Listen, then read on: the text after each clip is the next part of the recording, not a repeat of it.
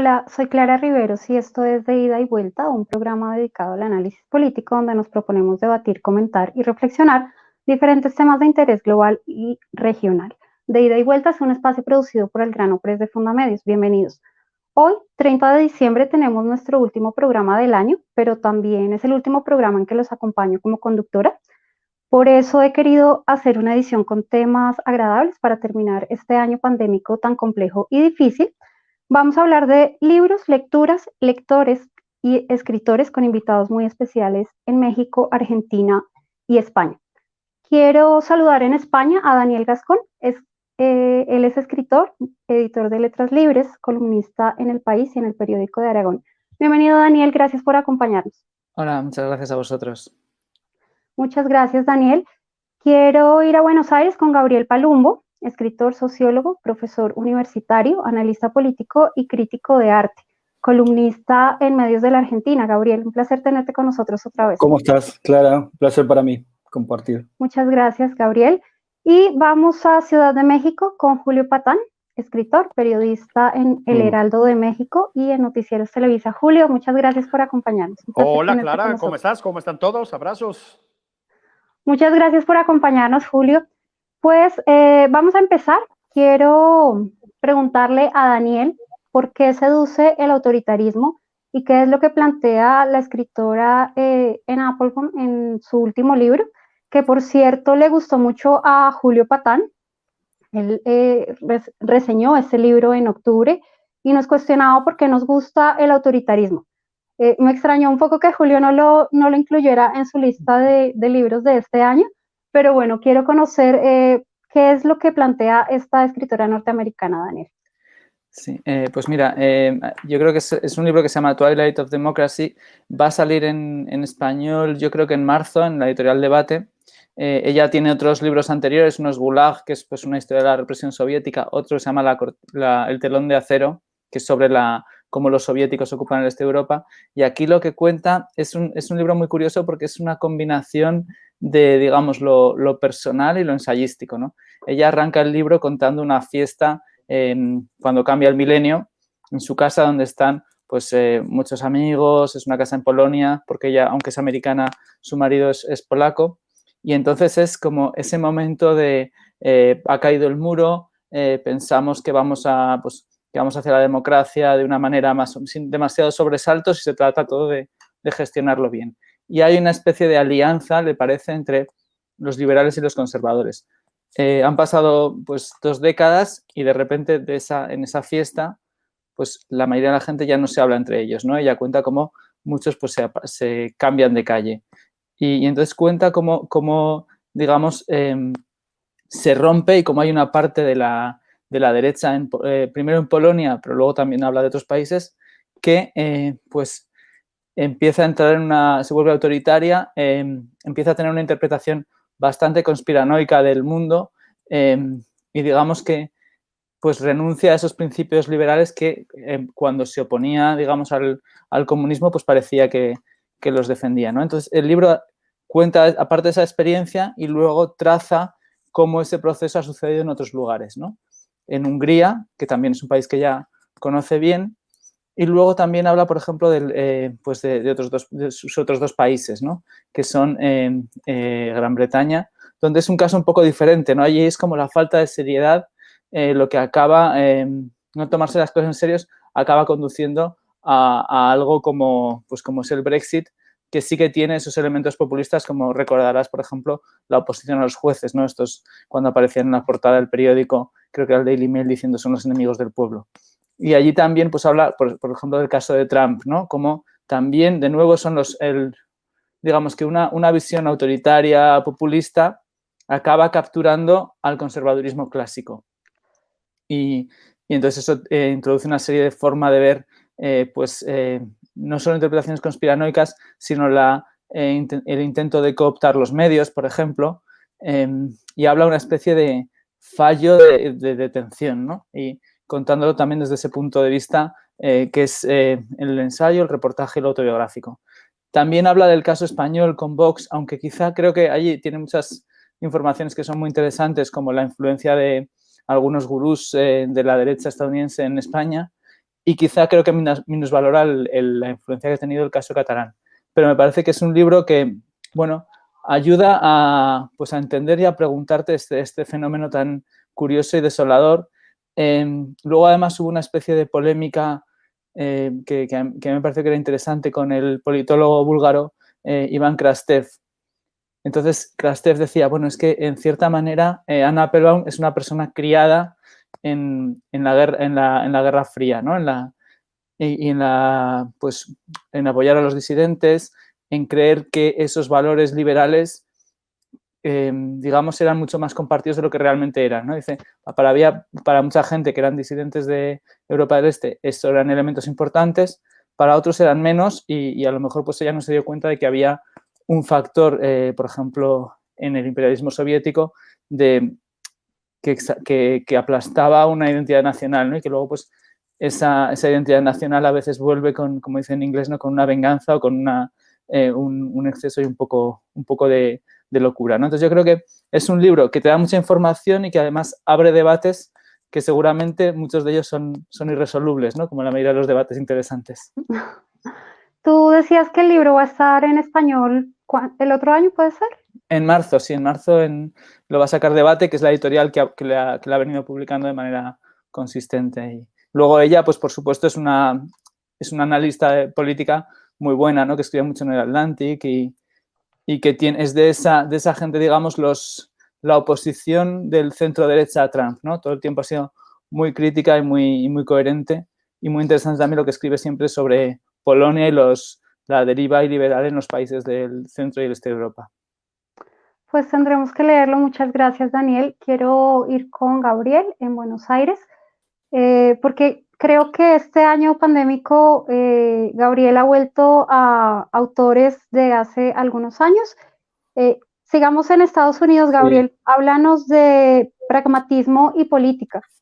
Sabes que yo me fío mucho de los escritores, pero no me fiaba tanto de mí mismo en este año de pandemia. Entonces, por eso elegí no libros que haya leído el último año, porque no confío tanto en mi juicio, sino libros que ya tenía como catalogados dentro de mis lecturas como libros importantes. Y este es probablemente, en alguna medida, el más importante para mí, porque de algún modo la lectura de pragmatismo y política me marcó un poco la dirección de mis estudios y de mis investigaciones y de lo que yo intenté hacer y escribir durante muchísimos años y probablemente aún lo haga.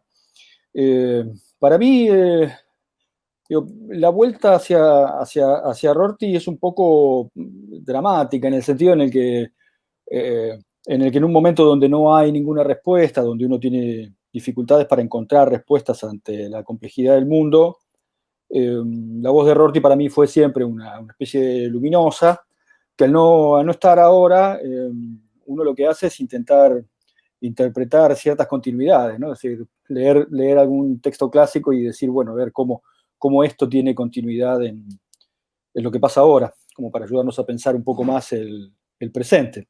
En ese sentido es que para mí este volumencito pequeñito, ¿no? Digo, muy pequeñito, tiene dos de los mejores ensayos políticos que se hayan escrito. Uno el más bello y el otro el más útil, que en alguna medida son las dos cosas que más me importan, ¿no? La belleza y la utilidad. Intento ser un buen pragmático en ese sentido. Y los dos ensayos son Trotsky y las orquídeas silvestres, que es el que abre el volumen, que es un ensayo de una belleza conmovedora, ¿no? De una belleza conmovedora, pero al mismo tiempo de una agudeza en términos analíticos, en términos de postulación política, muy difícil de encontrar, ¿no? Digamos, una conjunción muy infrecuente. Y es un texto que sin duda marca un poquito, como lo hace todo el volumen, una suerte de gran anticipación que para mí Richard Rorty tuvo hace más de 20 años acerca de lo que iba a suceder, sin poner los nombres correctos, básicamente, porque probablemente lo que él llamaba izquierda cultural es lo que hoy nosotros vemos, ¿no? Las menciones que él hacía sobre sobre los institutos de humanidades de las grandes universidades americanas, ¿no? Es lo que hoy vemos nosotros como una especie de hinchazón identitaria, ¿no? Como esas grandes teorías que terminaron construyendo, quizá en búsqueda de otra cosa, un universo iliberal que es supresivo, que tiene rasgos de ultramontanidad, que es mojigato, ¿no? Digo, que ha construido una cultura, que ha construido la cultura de la cancelación, que ha construido cosas más bien abominables y que estaban prohijados por otro tipo de horizontes, ¿no? Y Rorty fue el primero para mí que advirtió eso en términos de su genética, ¿no? En términos de dónde estaba surgiendo esto. Incluso hay algunas lecturas actuales que sin duda me parece que confirman esta cuestión. Y el otro ensayo es Movimientos y Campañas, que para mí es como una especie de programa, ¿no? Es una especie de programa político. Yo, en alguna medida, soy también un personaje político, digo, tengo un costado de política práctica, y la idea de campaña me parece que es una idea extraordinaria en términos de la comprensión que ese tipo de mirada sobre la sociedad y sobre la conformación de las nuevas subjetividades permite como instrumento práctico, ¿no? Como ese lugar en donde hay una suerte de precario itinerario que es posible de seguir y que sin duda además contribuye a generar identidades políticas que son más acordes con los tiempos, ¿no? Sin lógicas demasiado finalistas, sin esencialismos, sin búsquedas sobreideologizadas, ¿no? Digo, básicamente me parece que la idea de campaña es de algún modo la estrategia política posible frente a ese universo unanimista que propone el populismo. Entonces me parece que Movimientos y Campañas es una especie de programa político en 15 páginas, ¿no? Tiene esa maravillosa utilidad. Y básicamente por eso, y además porque es un libro al que yo quiero mucho y que tiene una introducción de Rafael del Águila en esta edición que yo tengo, que también fue uno de los primeros autores y filósofos españoles con los que yo me fui familiarizando y que en algún momento sentí cierto aire de familia, como diría el bueno de Todorov, ¿no?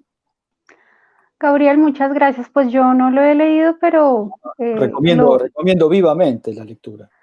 Me interesa eso de la estética y la utilidad que mencionas.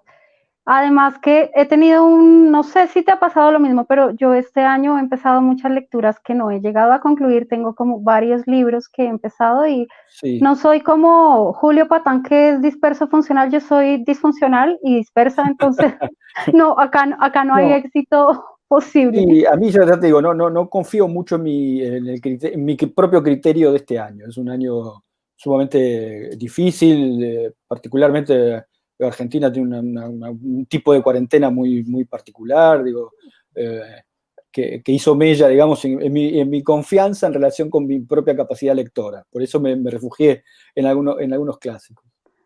Muchas gracias, Gabriel. Y quiero ir con Julio Patán en Ciudad de México para que haga sus descargos de mis comentarios. Y sigamos con los norteamericanos, Julio, porque leíste a Timothy Snyder, ¿no? Me habías pasado incluso un ensayo bastante extenso que él escribió y que tradujo El País y publicaron el día de las elecciones de los Estados Unidos. ¿Va por ahí la cosa del libro? Más o menos. Mira, el libro se llama Nuestra Enfermedad. A Snyder probablemente lo conozcan por ese libro que en español conocimos como Sobre la tiranía. Son 21 lecciones sobre el siglo, ¿no? En este caso, Nuestra Enfermedad, que es como se llama el libro, es también como el libro de Anne Applebaum, que recomiendo mucho. Si no me lancé a recomendarlo hoy, es porque todavía no está traducido. Entonces dije, bueno, para la gente que se le complica leer en inglés, ¿no? Pero, a ver, lo que hace Snyder aquí es un poco como Anne Applebaum, partir de la primera persona. Él cae enfermo y en ese momento, boom, se deja venir la pandemia. Él no está enfermo de COVID, pero tiene una enfermedad muy grave, una condición muy grave, y va al hospital. Entonces es el choque con el sistema de salud norteamericano. El retrato que hace Snyder es devastador, ¿sí? Devastador. O sea, un sistema insuficiente, un sistema excesivamente caro para los resultados que da, un sistema en el que los médicos y los enfermeros están agobiados y por lo tanto son en términos generales distantes, fríos y burocráticos en su acercamiento con los enfermos. ¿Esto qué hace Snyder? Yo creo que lo más brillante que hace es hablarnos del tema de la salud en términos de las libertades, no solo en términos, digamos, de la igualdad, en términos de la decencia, voy a decir yo, sino en términos de las libertades. Es decir, hay una dimensión casi de filosofía política, voy a decir yo, casi, en el que ata, digamos, la posibilidad de gozar de una salud elemental, de tener un acceso mínimo a la salud, digamos, y como de no tenerlo, las libertades plenas a las que aspiramos en las sociedades todavía más o menos liberales son imposibles, ¿sí? Contrasta el sistema norteamericano con los sistemas europeos de salud pública, a los que él aplaude, digamos, a manos llenas, ¿no? También a partir de sus propias experiencias. Tal vez en ese ámbito, digamos, el libro es un poco más ingenuo o más discutible. O sea, no sé si idealiza excesivamente los sistemas europeos de salud, pero de cualquier manera, esta posición que yo llamaría socialdemócrata, digámoslo así, dentro del contexto norteamericano actual, pero sobre todo, en contraste con la era Trump, y ahí es a donde voy, es muy interesante y verdaderamente raro en estos tiempos. Porque sí, lo que está allí de fondo es la era Trump, ¿sí?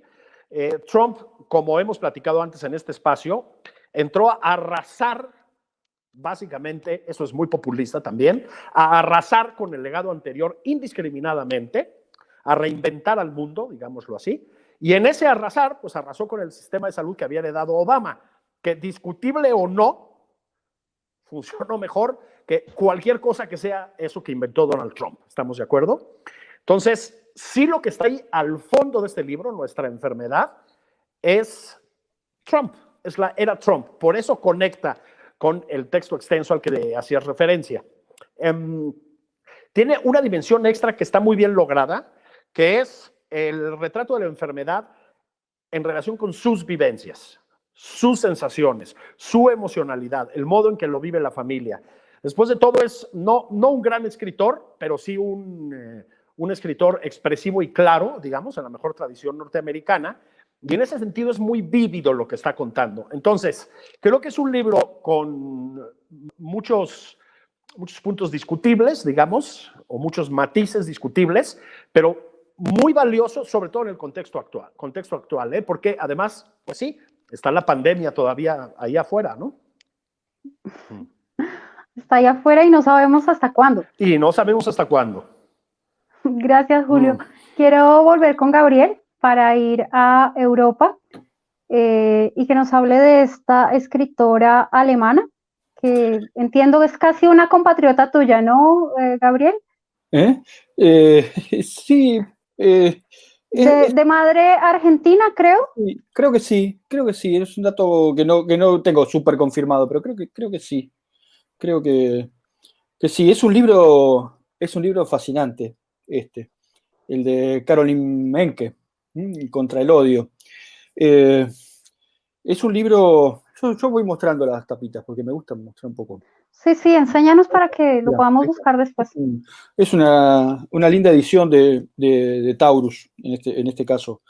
A mí me interesó de este libro fundamentalmente la gran capacidad para contextualizar, básicamente, ¿no? Para contextualizar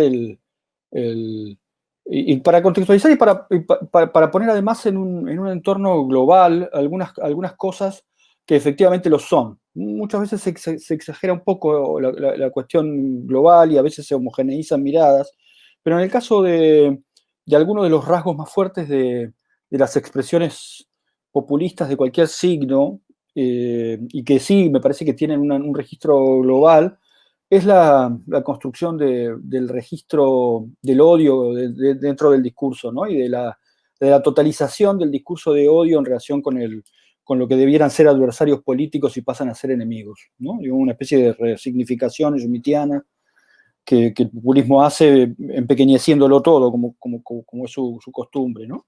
Emke, para mí, lo que hace es entender muy bien ese esquema, pero además ponerlo en una contextualización que permite que alguien de un lugar apartado y alejado de la mano de Dios, como es Argentina, lleve adelante una lectura que está afincada generalmente en ejemplos más centrales y se pueda sentir algún reflejo, ¿no? Digo, puede haber ahí una relación, ¿no? Y hay cuestiones que tienen que ver estrictamente con las formas filosóficas que maneja Emke. A mí me fascina la figura del filósofo que en realidad se coloca en el lugar de conversar con su sociedad en un discurso no académico, ¿no? En un discurso riguroso, en un discurso serio, en un discurso complejo, que no sea parte de la complejidad, pero que tiene una forma y una manera de conversar que allana las cosas y que hace las cosas más claras. Emke para mí es un gran ejemplo de eso, ¿no? Y todo lo que transmite en el libro en relación con el centro de su problema, que es la cuestión del odio, lo pone en un contexto filosófico que es sumamente interesante, al tiempo en que da incluso algunas posibilidades prospectivas, ¿no? Que genera también alguna cuestión práctica. Y sobre todo viendo la imposibilidad de algún modo de construir sociedades como los que medianamente nos interesa construir, con un entramado, una gramática que tenga que ver con el odio. Y en particular, uno no puede evitar nunca la cuestión más local, ¿no? Digamos, la referencia local de lo que uno lee, de lo que uno intenta entender.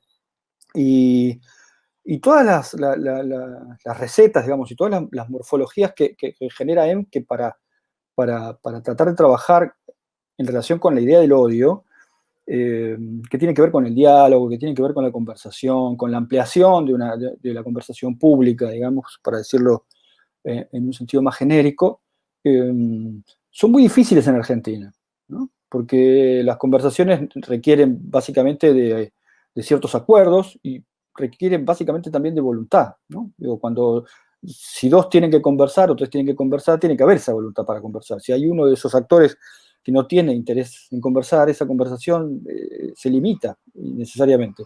Entonces, la mirada de Emke sobre la realidad argentina es angustiante en algún sentido, al mismo tiempo que tiene, ¿no?, una especie de dejo esperanzador, porque todas aquellas cosas con las que Emke trabaja para tratar de superar las sociedades que están afincadas en el odio, o las pequeñas sociedades que están afincadas en el odio, en Argentina son bastante improbables.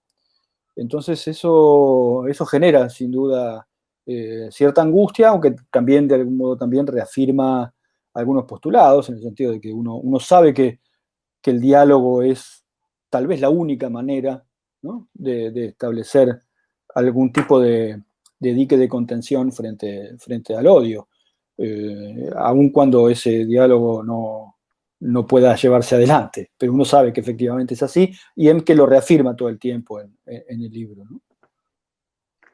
Gabriel, muchas gracias. Leí que esta escritora alemana inició siendo corresponsal de guerra, ha estado Sí, claro, en diferentes sí, zonas en de diferentes zonas conflicto, bélicas, sí. incluso estuvo en Colombia.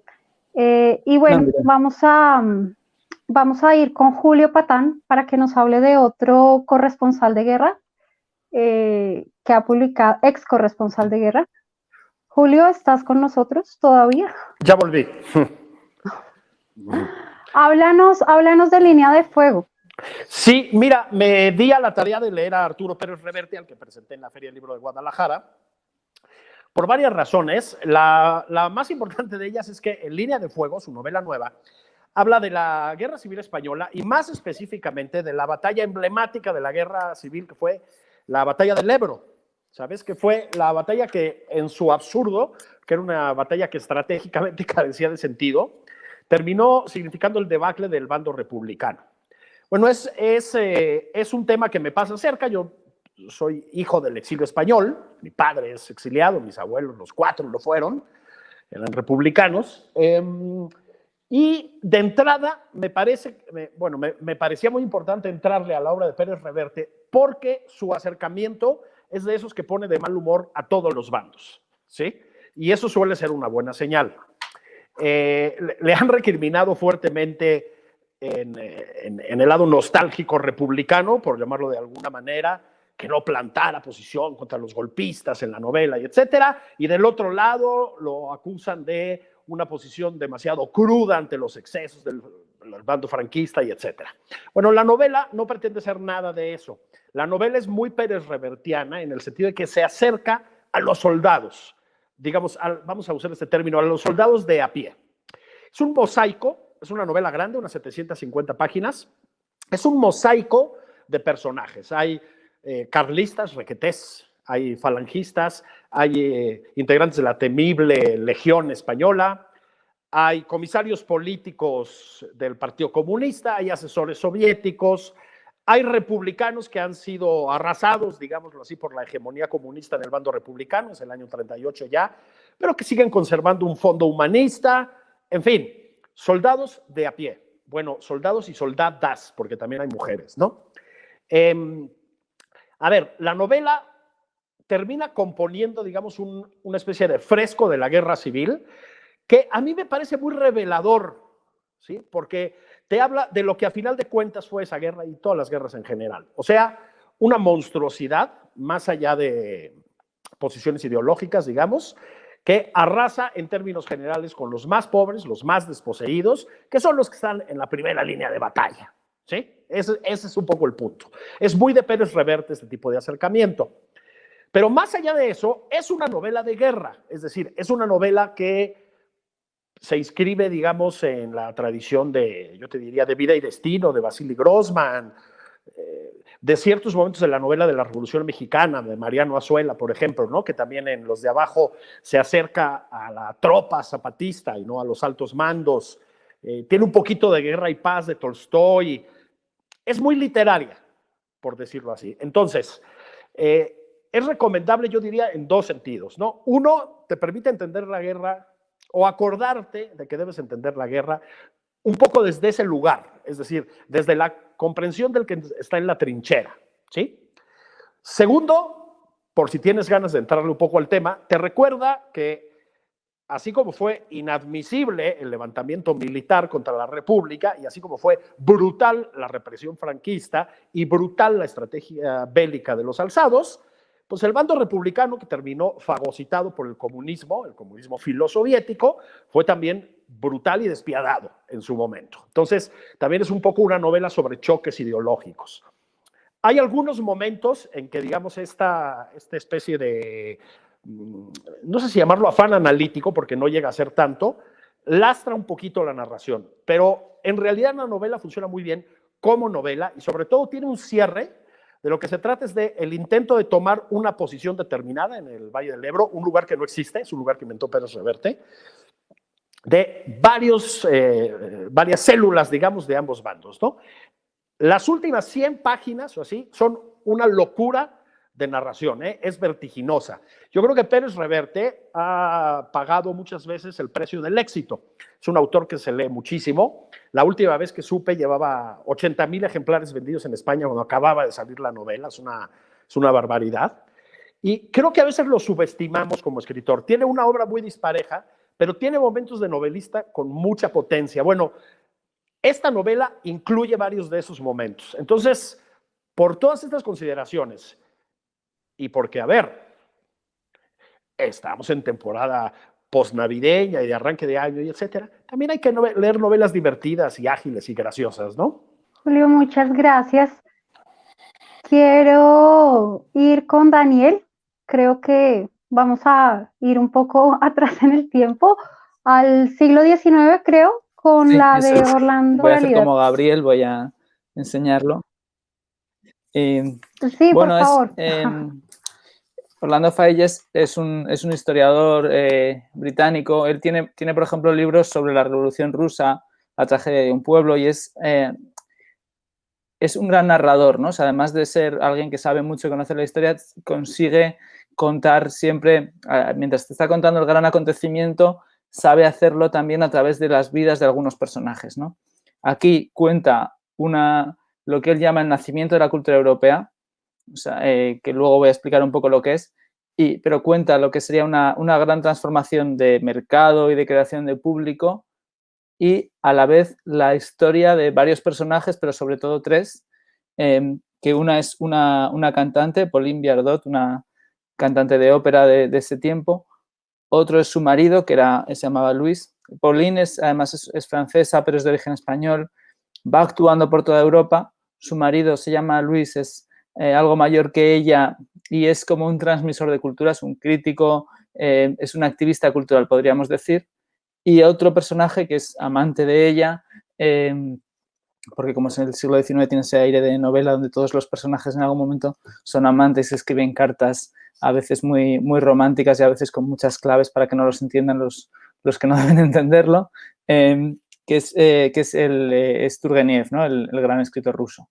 Entonces, y mientras vas siguiendo la biografía de estos personajes, también te cuenta cómo se crea, digamos, una conversación europea, ¿no? Digamos que además los límites es la Europa continental, ¿no? Es de España a Rusia y es, por ejemplo, el nacimiento de la extensión del ferrocarril y cómo eso posibilita unas comunicaciones.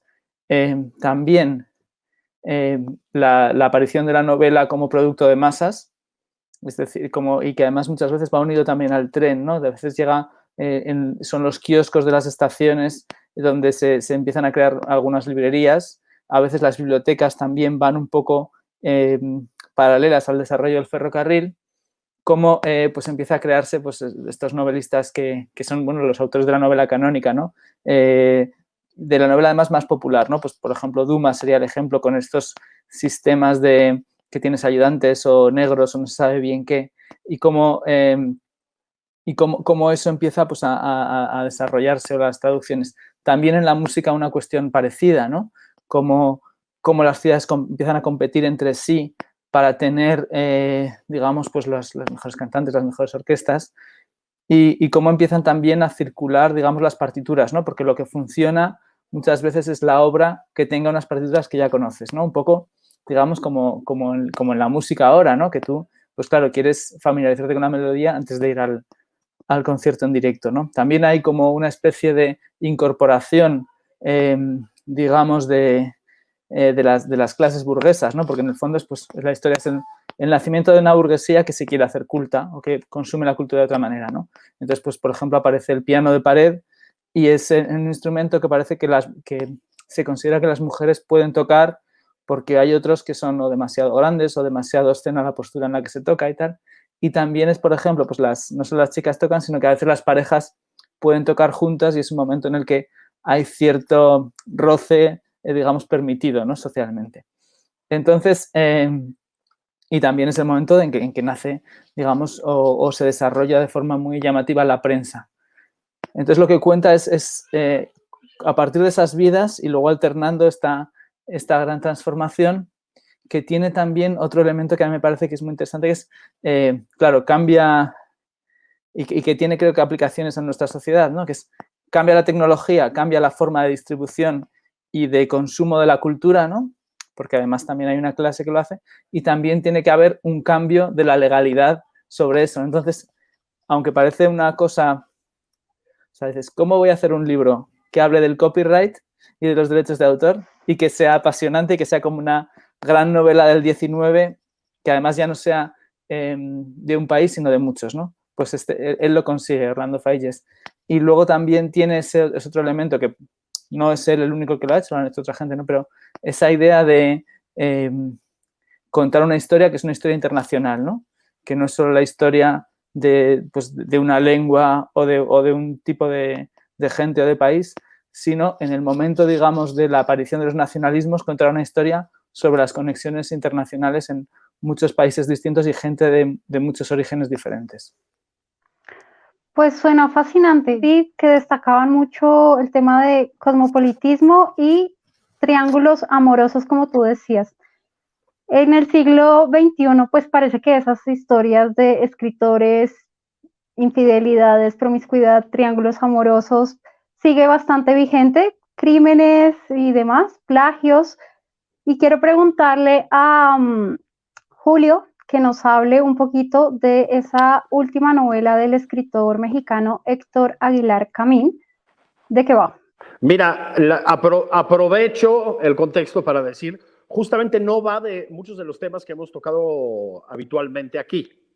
Es decir, no es una novela política. Es importante decirlo porque Héctor es uno de los más influyentes analistas políticos en el México de hoy, es un importante historiador, es historiador de la Revolución Mexicana, por ejemplo, un referente absoluto, y es sobre todo, no sé si sobre todo, pero digamos más llamativamente, el autor de los, yo diría, thrillers políticos más importantes, o unos de ellos, ¿no? De los más importantes del México de los últimos años, son La Guerra de Galvez y Morir en el Golfo. Bueno, Plagio no va por ahí.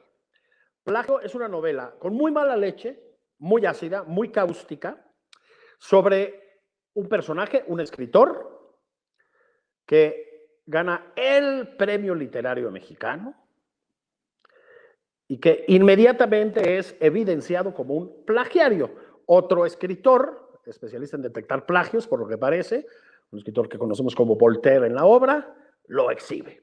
Bueno, esto tiene, digamos, resonancias con el mundo real. En México hubo un caso particularmente llamativo de plagio literario, que fue el del escritor Saltiera La Triste, que a propósito después hizo una novela interesante de no ficción sobre esa vivencia suya. Pero sobre todo está en el contexto de muchos plagios, es decir, de muchas historias de plagios recientes. Bryce Echenique, por ejemplo, el propio Arturo Pérez Reverte, al que mencioné hace rato, fue acusado de plagio, creo que injustificadamente, pero en fin, está ahí el tema. Entonces, el libro es una muy ácida visión, digamos, de la decadencia de un autor, del mundillo literario mexicano en especial, de las mafias literarias, el modo en que se distribuyen los premios. Es un retrato muy cáustico, pero también, como no queriendo la cosa, es una reflexión sobre, decía Borges, que el plagio es la mejor forma de tributo que puedes hacer a un autor y que toda la literatura, en cierto sentido, es un plagio. Pues sí, toda la literatura es también una relectura, digamos así, o reescritura de temas que ya se han tocado 1.000.000 de veces. Lo decía con la ironía que lo caracterizaba Borges. Bueno, Héctor juega con esta idea y de paso juega con la figura, que además es una figura que a mí me parece fascinante, de un escritor mexicano, miren, olvidado recientemente porque, sobre todo por su cercanía con el perismo, pero que fue, para mí, el gran narrador de la Revolución Mexicana, Martín Luis Guzmán, tiene una obra emblemática que es La sombra del caudillo. Bueno, Guzmán se acercó muchísimo al perismo y por lo tanto el establishment literario e intelectual, digamos, lo despreció durante muchos años. No es justo este olvido, fue un grandísimo escritor, La sombra del caudillo es realmente una obra maestra, y lo menciono porque dentro del libro se hacen referencias permanentes a Guzmán, porque esa es la obra que plagió el protagonista. Entonces, es una novela pequeñita, rica de leer, llena de humor, llena de reflexiones muy frescas, nada pesadas sobre la literatura, con un cinismo muy agradecible, muy recomendable, Plagio. Héctor es un muy buen escritor, ¿eh? Muy buen escritor. Julio, muchas gracias. Quiero preguntarle a Gabriel acerca de un andar solitario entre la gente. Acá, vamos a seguir con nuestra tradición. Espera. Ahí está, ¿no? Un andar solitario entre la gente. Muy bien. Un novelón, como ven por el lomo, miren, ¿no? Un novelón de Antonio Muñoz Molina, que para mí es el mejor escritor en español vivo, ¿no? Y que en un andar solitario entre la gente hace algo majestuoso, ¿no? Digo, construye una novela, ¿no? Que va entre lo ficcional, entre las reflexiones personales, biográficas, el ensayo, usando cuestiones de la cotidianidad, de carteles en la calle, la reflexión acerca de un personaje recurrente en el que Antonio posa la mirada recurrentemente en distintos momentos con distintas temporalidades y en distintas ciudades, ¿no? Y que hila esas historias, las supuestas historias personales de esos personajes recurrentes en una especie de quilt, ¿no? En una especie construye una especie de mosaico, ¿no? En el que hay partes más pequeñas, partes más amplias, partes más largas, donde va mezclando géneros, donde va mezclando, digo, me parece una novela de la contemporaneidad, ¿no? Un andar solitario entre la gente me parece que es efectivamente la expresión, digo, de las artes visuales contemporáneas hecha literatura, ¿no? Digo, esa suerte de capacidad para mezclar cosas, ¿no? Digo, para que la mezcla de cosas termine anunciando la presencia de otra distinta, y que al mismo tiempo sea tributario de toda esa tradición que intenta sostener, ¿no? Me parece que mi fascinación por un andar solitario entre la gente tiene que ver con algo que yo inventé, básicamente, que no figura en ningún lado, que tiene que ver con esto, con la posibilidad de tomar esta novela como una suerte de reflejo literario de las artes visuales contemporáneas. Y además tiene dibujos y fotos. Me parece que tiene que ver también con un andar solitario entre la gente, es una especie de nuevo libro, ¿no? Digo, de nuevo formato de libro, ¿no? Un libro en donde hay imágenes, en donde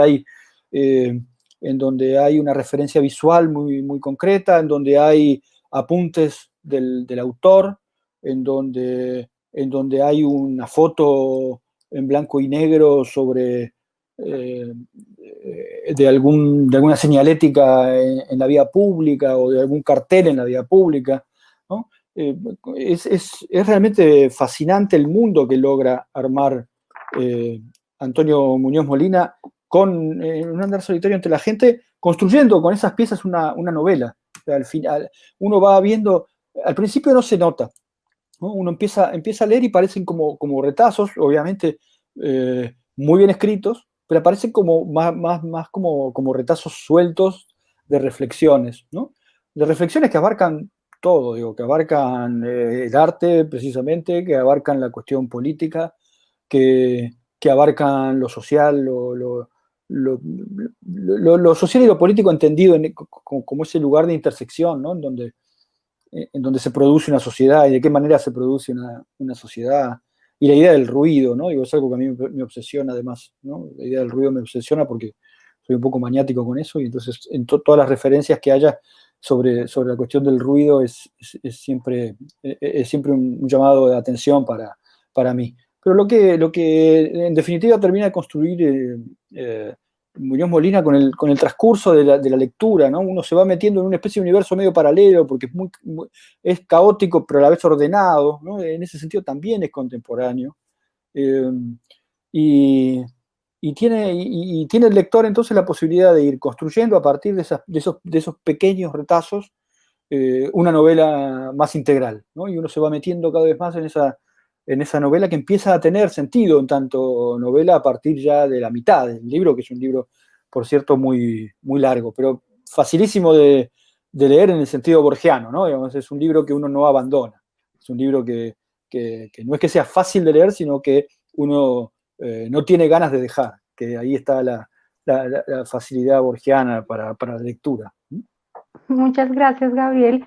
Y quiero ir a Italia con Julio para hablar de M.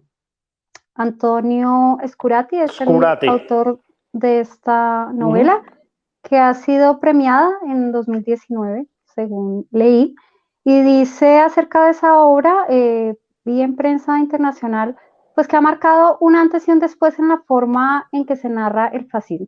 Cuéntanos de qué se trata. Decía Gabriel hace un momento que la novela de Antonio Muñoz Molina es una novela en la que entra todo, ¿no? A veces parecen retazos, imágenes, etcétera. Bueno, yo creo que a final de cuentas, como muy bien dijo Gabriel, lo que hace Antonio Muñoz Molina es honrar lo que es la novela, que es ese formato, digámoslo así, en el que cabe todo. ¿Cómo empezó la novela? Empezó con el Quijote, ¿no? Bueno, pues el Quijote es todo. Es una narración lineal, pero es una colección de cuentos, si lo quieres ver así, etcétera. Bueno, eso pasa con M, el hijo del siglo. Tú podrías discutir si es una novela. Parece más bien, digamos, una biografía en clave narrativa en muchos momentos. Agarra al Mussolini que está embistiendo ya el poder en Italia, ¿sí? Y a lo largo de muchos cientos de páginas, digamos, a fragmentos, a ráfagas, a momentos, a estampas, habla de él y de su entorno, ¿no? De Gabriele D'Annunzio, el gran, digo en el sentido de visibilidad, el gran poeta del fascismo y además un héroe del fascismo, Marinetti, en fin, las amantes de Mussolini, etcétera. De una manera que de veras es difícil de explicar, el libro resulta eso, borgianamente fácil de leer o borgianamente imposible de soltar, digámoslo así. Y mira que es un libro desafiante, es un libro que no da contexto, es decir, o más bien va dando el contexto entre líneas, por decirlo así. Insisto, un libro escrito a ráfagas, un libro larguísimo, pero ¿sabes qué? Arroja luz sobre la que yo creo que es, y hay que recordarlo, la figura, el padre fundador de los populismos contemporáneos. Hay muchísimo de estas figuras de las que tanto hemos estado hablando aquí, incluso hoy mismo, todas estas figuras populistas, muchísimo en aquello que inventó Mussolini para hacerse del poder, para conservar el poder, para deslegitimar a la disidencia, para anular el debate, paso previo a anularlo por la fuerza, como terminó haciendo. Sus estrategias mediáticas, su discurso divisivo, ese mundo en blanco y negro, ¿no? Sin tonos de gris, esa especie de, esa forma de alimentar el rencor como manera de hacerse de allegados. Todo esto es, digámoslo así, como un gran antecedente de esa pesadilla que estamos viviendo hoy en día en muchos países. Entonces, el libro es fascinante desde muchísimos ángulos, ¿no?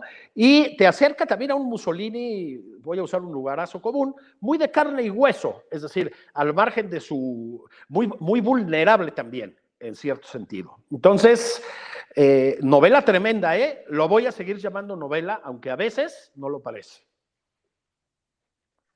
Muchas gracias, Julio. ¿Y esta novela la leíste en español o en italiano? No, esta la leí en español, está publicada por Alfaguara.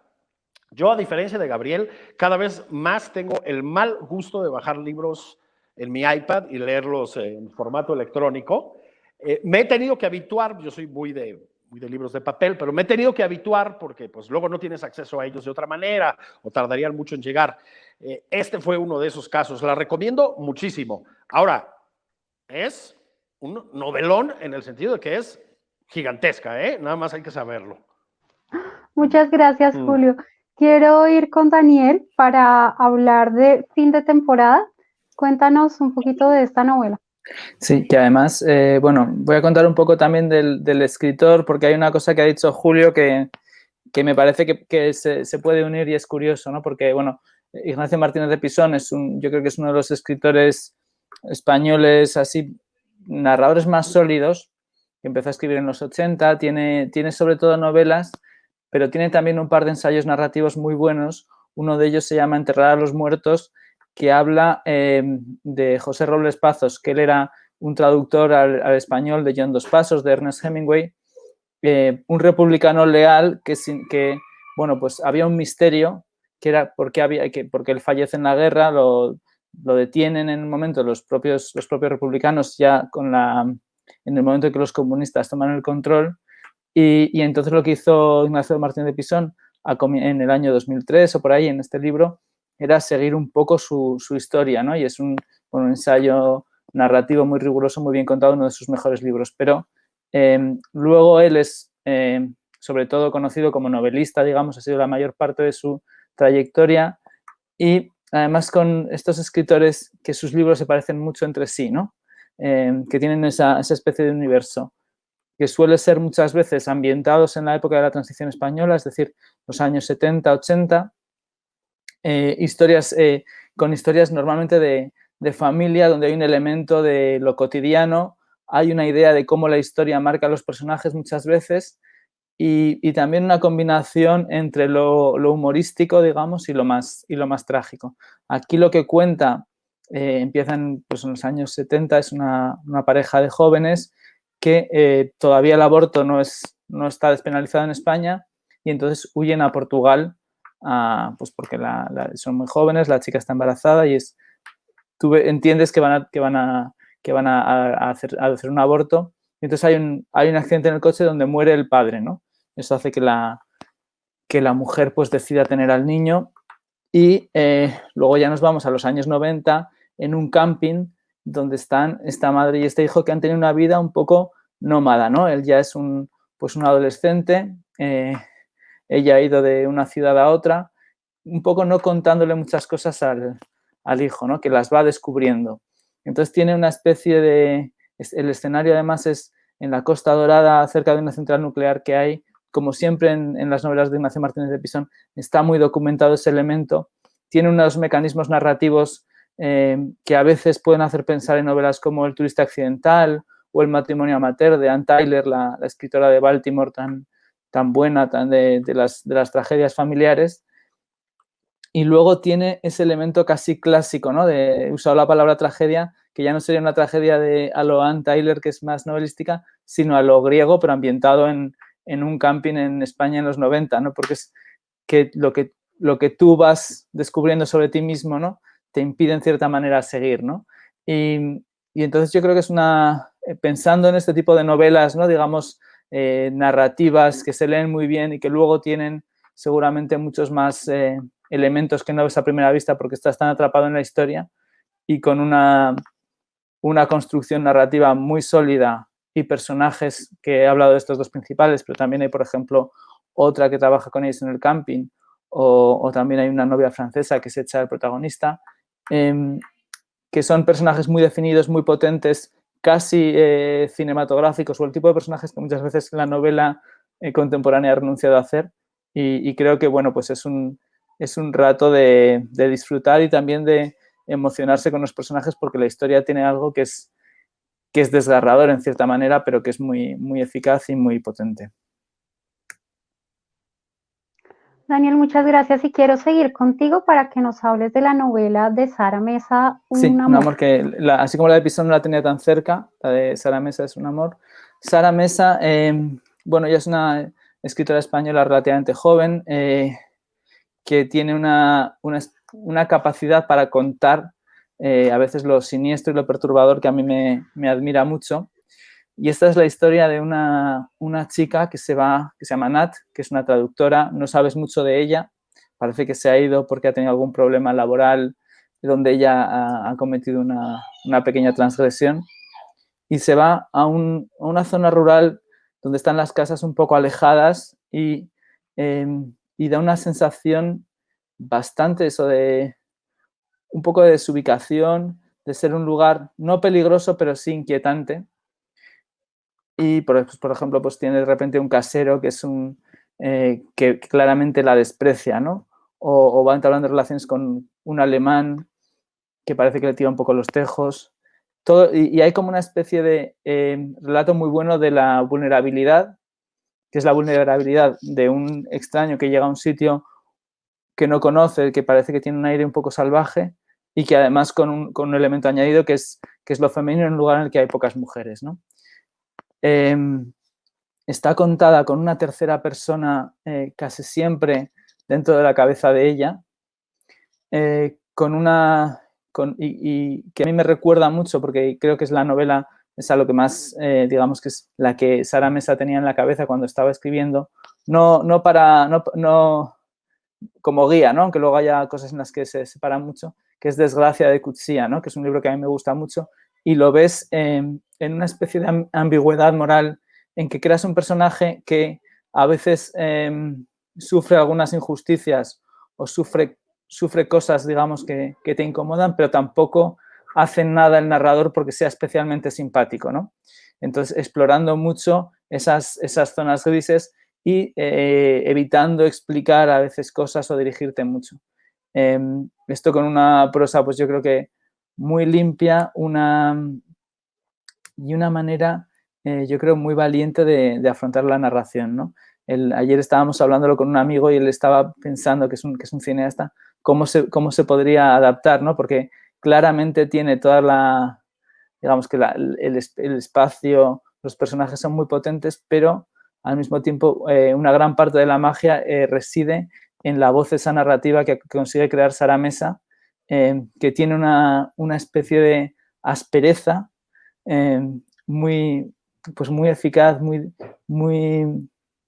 perturbadora en su manera, ¿no? Y yo creo que es una novela eso, es como una Andalucía que no sabes bien dónde está y al mismo tiempo con un elemento casi metafísico en la desubicación de los personajes y con una carga sexual que a veces, muchas veces es casi lo que sucede en la cabeza de ella más de lo que llega a ocurrir, ¿no?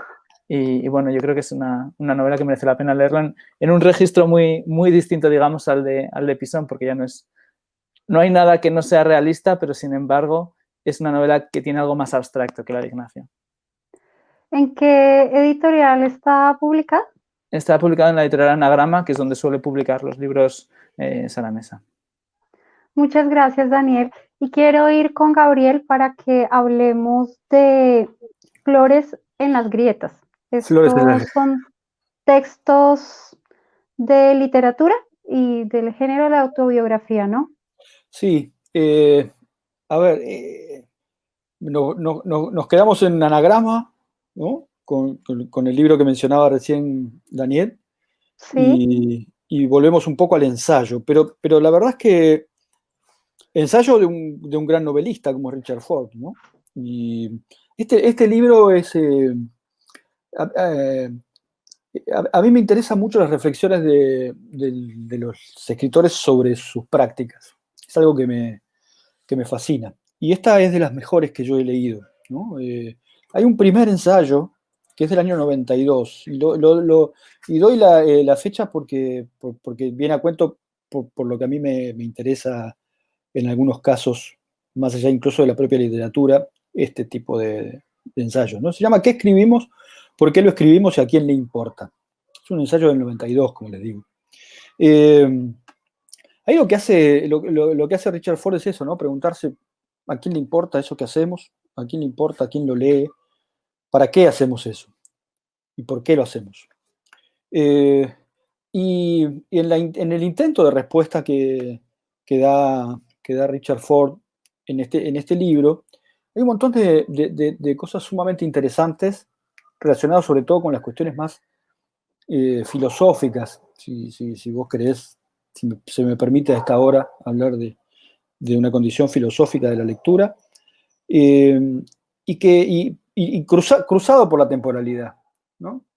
En el año 92, los escritores que todavía podían, supongo que incluso no se sentirían incómodos con el mote de progresistas, hablaban del multiculturalismo como algo bueno, digamos, ¿no? Y pensaban que el multiculturalismo era una manera interesante de acceso al mundo. No sé cuántos hoy seguirían sosteniendo eso de un modo tan vehemente o no lo someterían a grandes tensiones, a grandes discusiones. Ford en este primer ensayo que recién cito hace una apuesta extraordinariamente potente en términos políticos y en términos personales por la cuestión del multiculturalismo, que hoy fundamentalmente creo que lo podríamos sustituir por liberalismo, ¿no? Y me parece que hoy la forma en que Ford trata culturalmente la idea de multiculturalismo, hoy todos nosotros la resumimos en el liberalismo, básicamente porque creo que necesitamos de una textualidad y de un orden conceptual que sea lo suficientemente rápido como para contestarle a eso que nosotros de algún modo nos oponemos, ¿no? O que es el populismo. Entonces me parece que la mención del multiculturalismo en el primer texto de este volumen tiene que ver con eso, ¿no? Con lo que hoy nosotros miramos con cierta nostalgia, ¿no? de una construcción, de un tipo de sociedad liberal que en aquel momento, en el 92, se veía casi como una certeza, ¿no? Se veía como una especie de destino. Y hoy es más bien un anhelo. Entonces, en ese sentido también me parece a mí una actualidad importante el texto de Ford. Además escribe extraordinariamente bien, ¿no? Y toca dos temas que a mí me son súper caros, en el sentido, uno en el sentido más analítico y otro en el sentido más personal, como son la memoria, ¿no? La idea de, a mí, todo aquello que tenga que ver con cómo se construye la memoria personal, que es la única memoria posible, por cierto, me fascina, ¿no? Me fascina cómo uno construye su propia idea, cómo uno hace literatura con su propia memoria, ¿no? Cómo uno va inventándose el pasado, y Richard Ford lo maneja en uno de los ensayos aquí de un modo sencillamente genial. Y el otro es el boxeo, creo que es una especie de atavismo que conservo todavía y que me gusta muchísimo y que a Richard Ford también le gusta mucho, y tiene un ensayo aquí sobre un boxeador que es de una nobleza literaria maravillosa y que conversa con algunos otros textos de boxeadores que la literatura universal nos ha regalado, y que me parece que es una linda conversación para la que todavía nos gusta esa brutalidad que es el boxeo. A nuestro amigo Julio Patán le gusta mucho el boxeo también. Creo que de hecho está escribiendo o va a escribir algo sobre boxeo. Sí, mira, estoy en eso. Espero que el próximo libro que publique sea un libro sobre boxeo. En México tenemos una gran tradición de boxeo. Es casi el único deporte que hacemos bien. Es el segundo país que tiene más campeones mundiales. Y practiqué el boxeo durante muchos años. Ahora no lo practico porque no me voy a meter en un gimnasio encerrado y multitudinario con este virus flotando por ahí, ¿no? Yo estoy yendo al gimnasio desde hace un mes. Sí, pero tú eres muy joven y te lo puedes permitir. Yo soy población de riesgo. Pero sí, me gusta mucho el boxeo, efectivamente. Cuando vengas, Gabriel, a México, te llevo a los gimnasios de boxeadores, de boxeo profundo en este país. Te tomo la palabra. Yo hacía efectivamente boxeo hasta marzo. Así. Ahora estoy más con el whisky, que es otro deporte de alto rendimiento, ¿no? Tenemos biografías parecidas, parece. Sí. Tú hablabas de multiculturalismo, Gabriel, y ese de verdad que es todo un tema. Me recordaba un poco la mirada muy crítica que tenía el teórico italiano Giovanni Sartori antes de morir con este tema.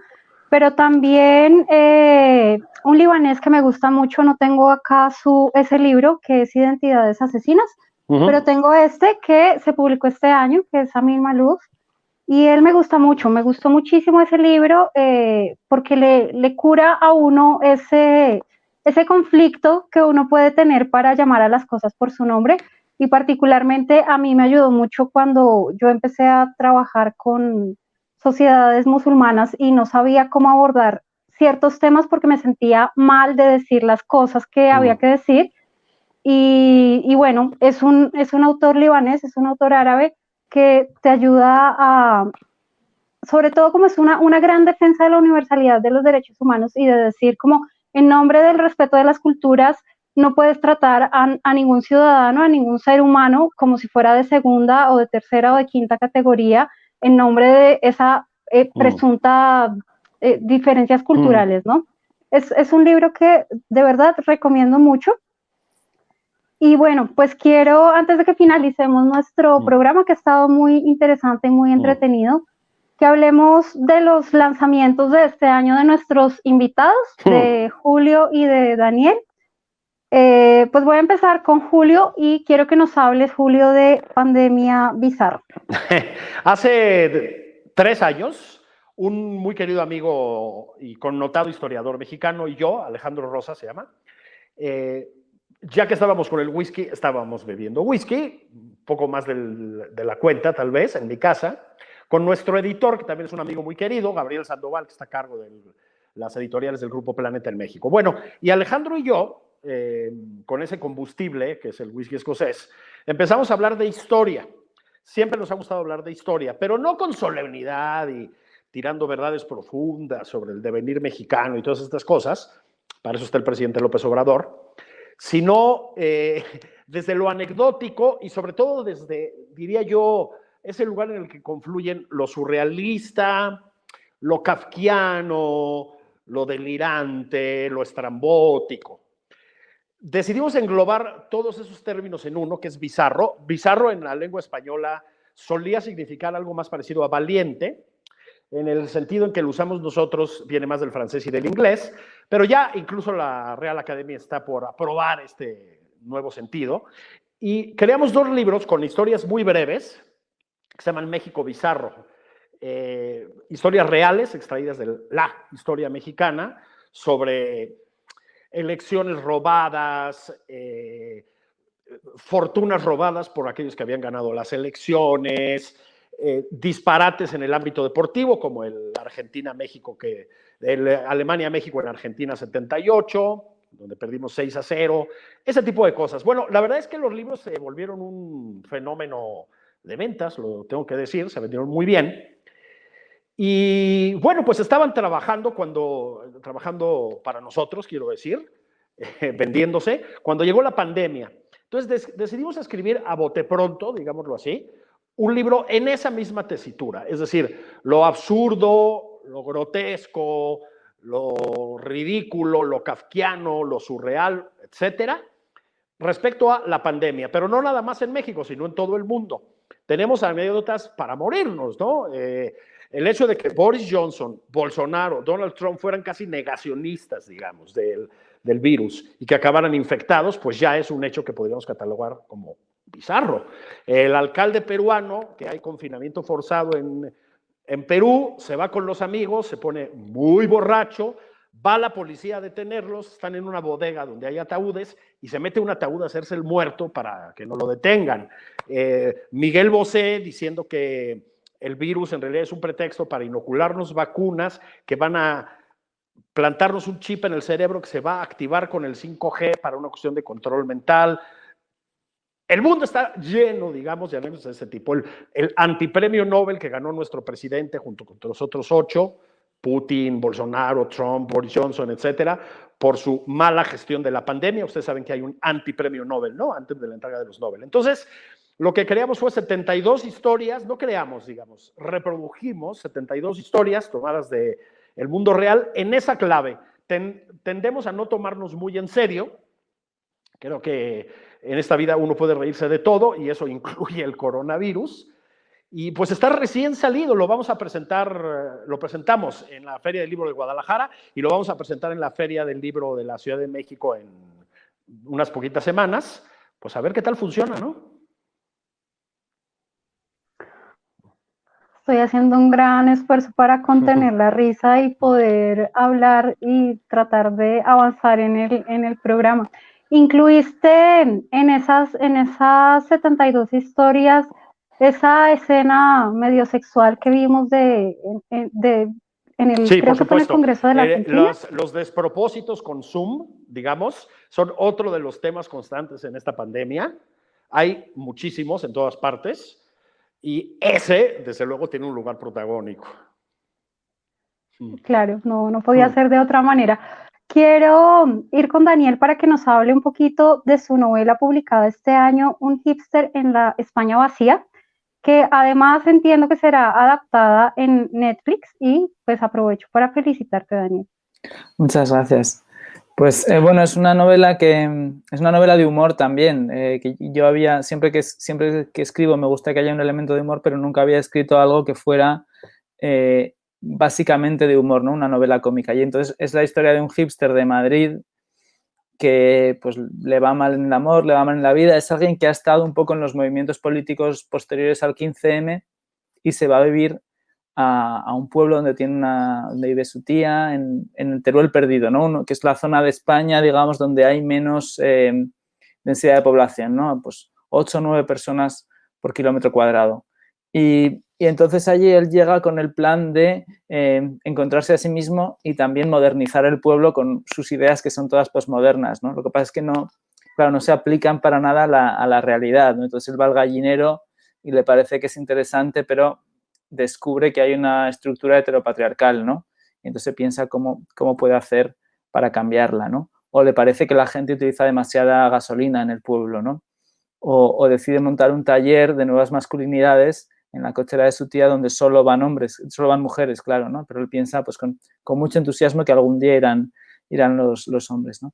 Pero bueno, él se va en cierta manera y por accidentes se acaba quedando en el pueblo e incluso lo eligen alcalde, ¿no? Y lo que descubrí es que además de contar esta especie de choque entre la visión que tiene la gente de la ciudad a veces con los del campo o cómo a veces las visiones del ecologismo o del género son diferentes, también tenía ese pueblo que era una especie de aldea gala como la de Asterix, donde podían suceder muchas cosas, ¿no?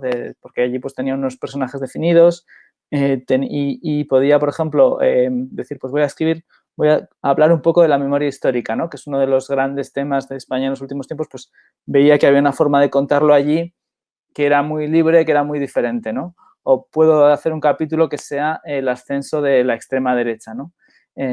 Pues, por ejemplo, el personaje que yo me había inventado, que es un joven posmoderno de izquierdas, es una especie de Quijote posmo, ¿no? Él no está intoxicado de los libros de caballerías, sino que está intoxicado con la literatura posmoderna y toda la teoría política, digamos, neopopulista, ¿no? En cierta manera. Y entonces va con las mejores intenciones, pero toda esa construcción teórica le impide ver la realidad. Y un poco su personaje espejo es cuando van unos de Vox, el partido ultranacionalista español, que están haciendo campaña en el pueblo, ¿no? Y entonces se me ocurrió que en uno de estos pueblos, en Teruel se han rodado muchas películas de la guerra civil, porque, bueno, fue un escenario importante en la guerra y luego además el paisaje conserva ciertas cualidades, ¿no? Entonces están rodando una escena de una película que hemos visto muchas veces en Tierra de Libertad de Ken Loach o en Libertarias de Vicente Aranda, que es cuando los anarquistas toman la iglesia y sacan los cuadros, ¿no? Y llega allí al pueblo el de Vox y entonces ve que está pasando eso y cree que es real, ¿no? Entonces piensa, realmente en España está habiendo una revolución anarquista y los medios no la están ocultando, ¿no? O, por ejemplo, pues se me ocurría otra escena, pues voy a hablar del ecologismo y entonces conseguí meter a Greta Thunberg. O sea que me divertí mucho creando mecanismos narrativos y también pues buscando una forma de tratar cuestiones de las que hablamos a veces pues en este programa o las que escribes en columnas periodísticas, pero de una manera pues mucho más loca, buscando los contrastes y buscando un poco pues reírme de todo el mundo, empezando por la gente que pueda ser más parecida a mí, ¿no?